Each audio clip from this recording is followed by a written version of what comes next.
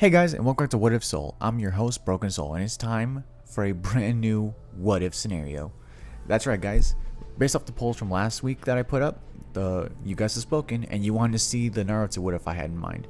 So this one is called, What If the Leaf Village Knew About Naruto's Parents? So how are we going to establish this story?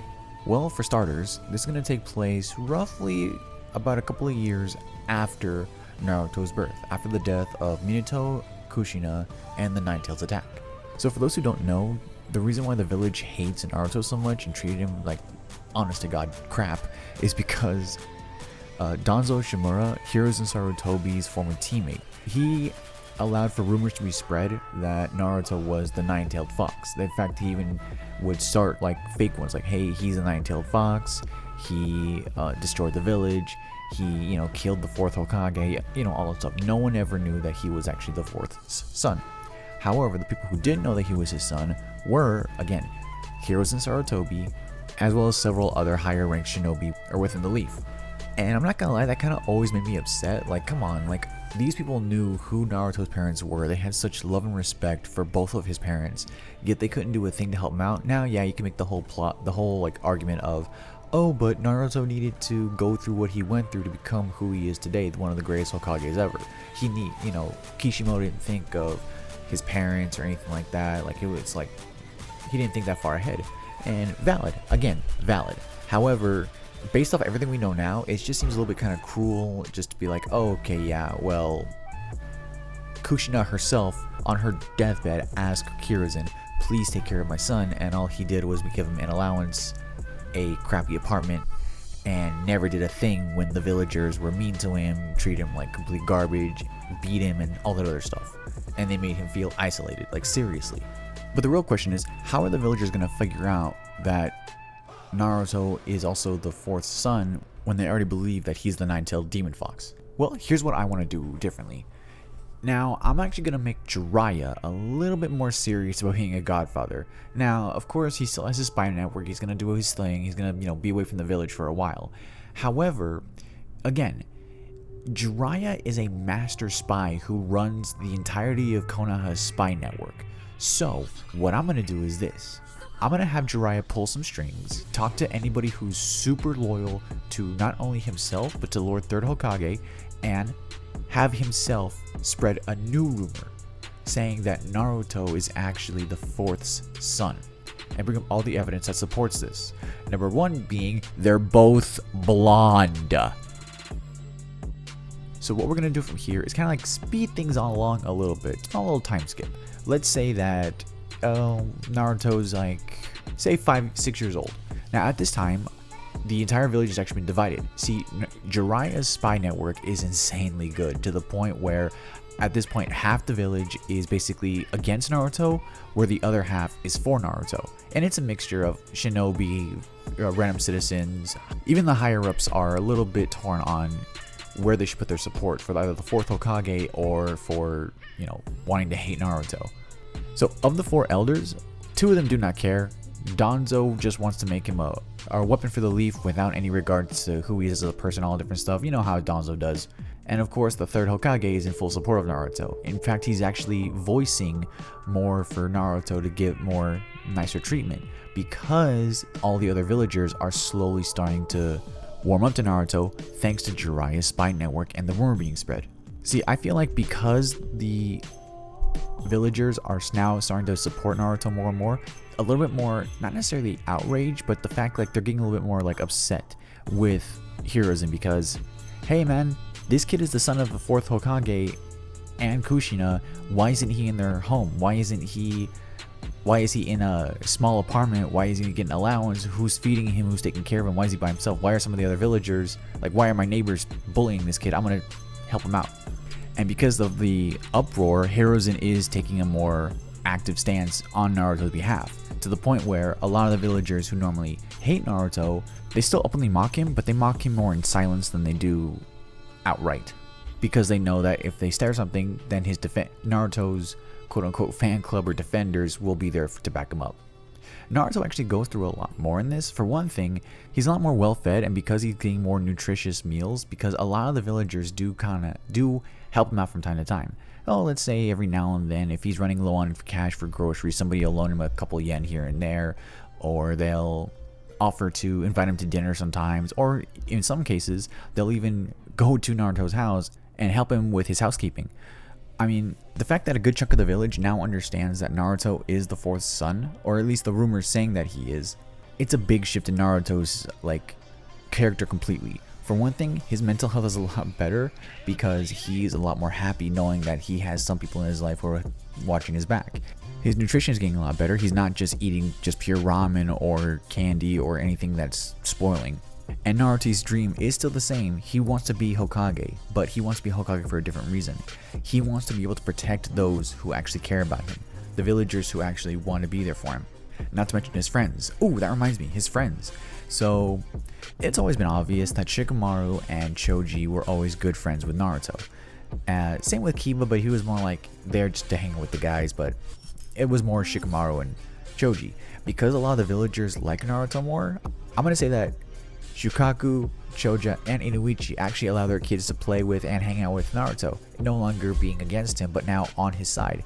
In fact, several of the Ninja Council are actually for supporting Naruto and backing him up because they were all such good friends and supporters of Minato. In fact, it's even to the point where some of them actually start teaching Naruto the very basics of chakra control, as well as a few very basic jutsus, such as, of course, the substitute, the clone, and in some cases, they're even teaching him how to do water and tree walking as well. So he's getting very advanced very quickly. We're actually going to fast forward a bit to where he's 12 years old in the academy. So I'm going to rearrange everything to the point where, okay, Naruto is exactly where he's supposed to be. I'm going to put him slightly above average in terms of his, aptitudes and everything. Because don't forget, even at the bottom class, he was still a pretty powerful shinobi. Able to outrun other Chunin and Jonin level ninja in the village after he pulled pranks without any formal training at all. So I'm going to put him just above average for his overall strength. I'm going to say in terms of class rank, he's no longer at the very bottom. I'm going to say he's just above the middle. Let's say in perspective, there's 30 kids in the class. He's number 12 or 10. He's top 10. Let's put it like that. Still well below Sasuke and well below Sakura, but he's not at the bottom himself. In fact, when we get into the anime proper in the first episode, Mizuki actually has to look for a different student to kind of manipulate in stealing the Scroll of Seals, which I kind of doubt he succeeds. So let's just say he'll still act like the good teacher, but behind closed doors, he's just a douche, honestly. Now, when it comes to the final exam, not only does he pass, but he passes with flying colors because he actually manages to make a perfect clone. And this actually gets everyone excited for him because, again, because the entire village has his back, Naruto actually has been able to make friends with not just Shikamaru, Choji, and Ino, who are his three best friends in his core friend group, but every single buddy in the classroom. Even his crush on Sakura does bear some fruit. Not saying that she returns his love, but more like she acknowledges that, okay, you have a crush on me, we're still friends, but no. Like a friendly rejection. At least Naruto knows right away, but he still has that crush, as little kids do. Sasuke still goes through his whole aloofness because while things change for Naruto for the better, unfortunately for the Uchiha, it just gets worse and worse. In fact, kind of moving over to Sasuke for a second, because he sees how Naruto is treated by everyone, almost like a golden child, or at the very least, he's treated like an average kid, this makes Sasuke a little bit more vengeful and hateful because, again, Naruto's getting a lot of praise and everything, while Sasuke is being more and more pushed into darkness. Naruto tries making friends with Sasuke a few times, but usually it ends with Sasuke being more standoffish and just walking away. Naruto doesn't exactly take this kindly. Yeah, he may be in a much better headspace, but he still has his attitude, so can't change it completely. Now, as for some of the other characters, again, a lot's not really going to change, but I'm kind of going to rapid fire through all of the Konoha 12. So again, Sasuke we went through, Naruto we've gone through, Sakura we've gone through, so all of Team 7 is taken care of. Shikamaru, Choji, and Ino. Naruto has a pretty good friendship with all three of them and their fathers. It's even to the point where during one summer, all three fathers actually rotated him for a week throughout their houses so they can each teach him something of value to his, I guess you could say, his ninja arsenal. From Shukaku, he teaches him how to play shogi and increases his knowledge significantly, so he's not a complete idiot. When he goes to Inuichi, he teaches him more of the fundamentals of chakra control, jutsus, and the more technical side of ninjutsu. And when he gets rotated to Chojuro and Choji, they work more on Naruto's physical abilities, his taijutsu, his raw physical strength, and more importantly, how to properly cook and prepare meals for himself because he still lives by himself. The villagers may help him out from time to time, but he does still need to figure this out for himself when he gets older and as a ninja in the field especially. Overall, Naruto is becoming way better than what he was in canon. Let's say out of a score of 10, Naruto in the beginning of the show was a 2, whereas in this series, he's more jumped up to a 5. Again, he's above average because he is, who he is, but I'm not going to make him super powerful because, again, he just wants to be Hokage because he really just wants to protect the people he cares about. That's what helps push him also in his training to become that much stronger. But that's it for the Inushika trio. Now, as for Kiba, he and Naruto actually become more like, I'd say, good acquaintances, almost bordering on friends. They hang out and play with each other when Ino, Shikamaru, and Choji are off doing their own thing. They'll train every now and then, and Naruto really loves playing with Akamaru and all the other pups over at the Inuzuka compound. And while Kiba's mom and older sister adore Naruto almost like a little brother, Kiba, again, still sees Naruto as like a big-time rival who he doesn't want to get too close to. Kiba, never change. As for Shino, while he and Naruto do talk, Naruto does still seem as a little bit creepy, but at the very least the two of them have a mutual respect for each other. So much so that every now and then, Shino will actually invite Naruto over so they can watch bug documentaries. Sorry, I don't do bugs. And now finally, Hinata Hyuga. So let me kind of go a bit of a backstory again. Now, as we know, Naruto did defend Hinata from those bullies as a kid. However, because Naruto defended her the way he did, that branch family member, servant, whatever you want to call him, that was protecting Hinata saw Naruto in the snow, actually picked him up, took him not to a local Konoha general, but took him to the compound of the Hyuga clan, where Hinata's father actually had Naruto fully healed and actually thanked him for helping protect his daughter. However, again, him being him, he was stoic about it, offered him to spend the night, took care of him, fed him a meal, but then just dismissed him. His cold and stoic nature still just allowed him not to want to push it any further, although Naruto has caught his eye as somebody who at least to respect and look out for in the future, possibly as a Hokage candidate, but we'll see. Ever since that day, Hinata has still had a crush on Naruto, but she hasn't told him.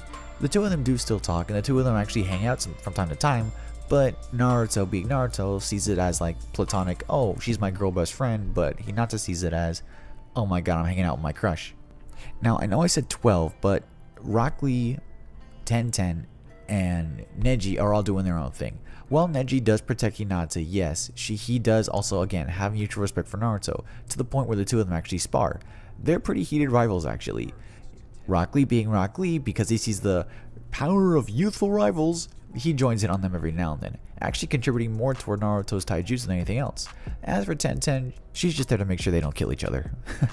And that's where I'm gonna leave it off for now, guys. I know this was a short episode, but I'm doing what I did with the other episodes in my series, where I want to get an establishing shot first, get everything set up, the world building, where we are, and then of course, once we actually get into the next episode, that's where the story can start properly.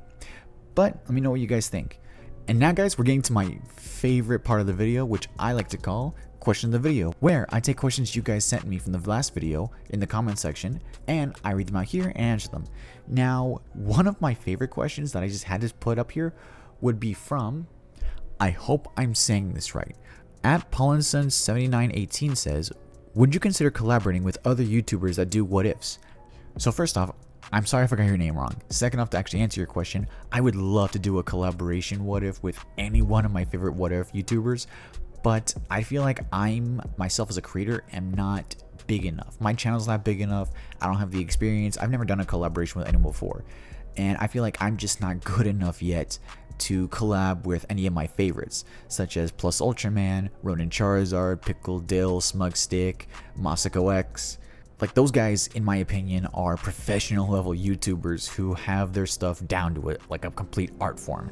Whereas myself, I'm still trying to figure out how to plug in the mic. Wait, is it plugged in? Yeah, it's plugged in. Is it plugged in? Yeah, it's plugged in. But going back to answer your question, yes, I would love to do a what if scenario with another YouTuber if I could. But again, I'm not too sure if that'll happen in the future or sometime soon, but we'll see. So, with that being said, guys, this is Broken Soul saying, may y'all souls be ever bright. I love you guys. Bye.